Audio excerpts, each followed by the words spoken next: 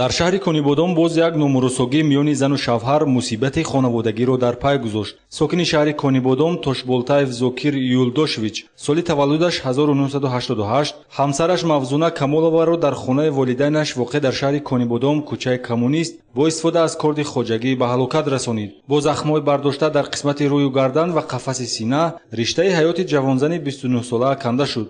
خوربات کردیم خونش پر رفتم رفته آوردن شدم مست بودم دو سه گپ بلند و پست بیجا زد نفهمید طاقت کرده نتونستم دو سه کارت زدم.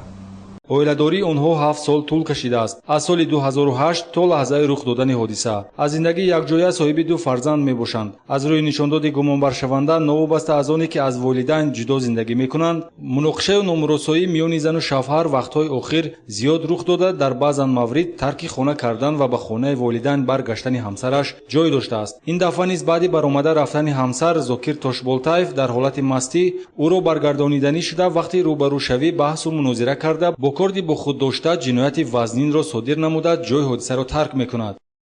додгӯӣ шуд, овози башкона шуд. Як нигоҳ кардам то кардам инҷа нигоҳ кунам давида онсос эсиб аввал оса давида рафтааст.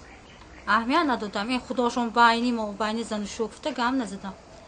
сониш бад ҷумшӯи монда инҷа истодам. истам давида омад. манам оста рафтам. то инҷа омаду оя мана Зокир зад гуфта инҷа ғелит монд.